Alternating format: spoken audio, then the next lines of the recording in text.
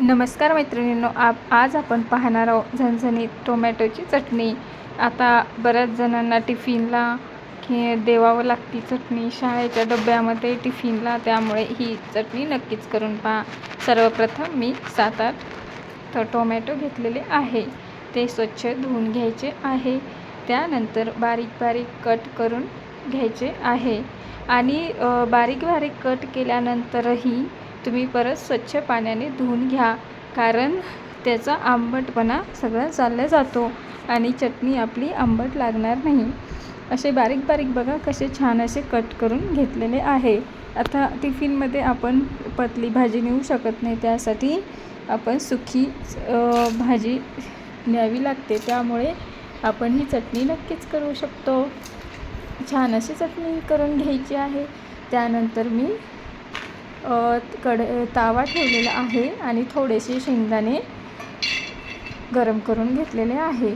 तुम्ही पाहिजे तसे शेंगदाणे टाकू शकता, मला जास्त लागत नाही त्यामुळे मी थोडेसेच शेंगदाणे घेतलेले आहे। त्याच्यामध्ये तुम्हाला लसणाच्या पाकळ्या टाकायच्या आहे, जेवढ्या लागतील तेवढ्या लसणाच्या पाकळ्या टाकून घ्या। त्यानंतर मिक्सरमधून थोडे बारीक करून घ्या।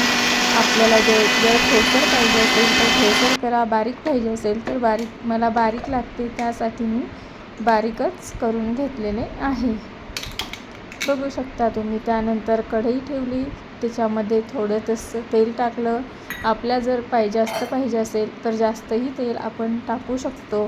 त्याच्यामध्ये जिरं मोहरी टाकली आहे, त्याला छान तडका येऊ दिला आहे। त्यानंतर मी कढीपत्ता टाकलेला आहे। कढीपत्त्याने आपले केस पांढरे व्हाईट होत नाही, त्यामुळे कढीपत्ता खाण्यात आलाच पाहिजे। त्यानंतर मी बारीक कट केलेला कांदा टाकलेला आहे, त्याला छान असे खालीवरी करून घेतलेले आहे। छान तळू द्यायचा कांदा पण आपल्याला पाहिजे तसा घ्यायचा, जेवढा कांदा टाकसाल तेवढी चटणी चविष्ट आणि भारी होते।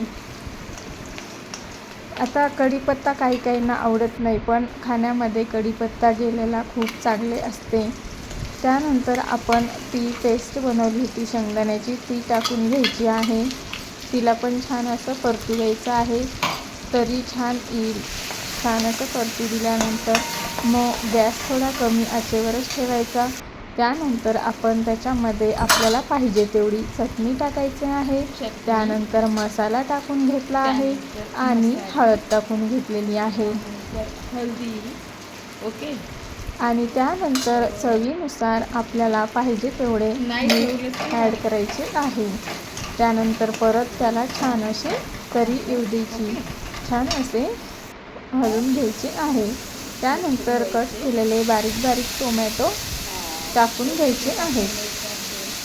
पाहू शकता तुम्ही मी किती छान छोटे छोटे कट केले आहे, तसेच छोटे छोटे कट करा, जेणेकरून आपली चटणी मऊसूर आणि लुसलुशीत दिसेल।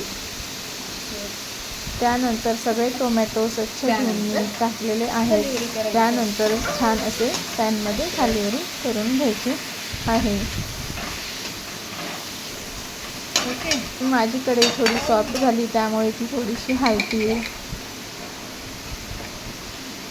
त्यानंतर छान असे मऊ आचेवर टोमॅटोची चटणी शिजू द्यायची आहे, छान खालीवरी करून घ्यायची आहे। थोडंसं पाणीसुद्धा ॲड करा, जेणेकरून ते खाली लागणार नाही। बघू शकता तुम्ही किती छान तरी आलेली आहे चटणीला।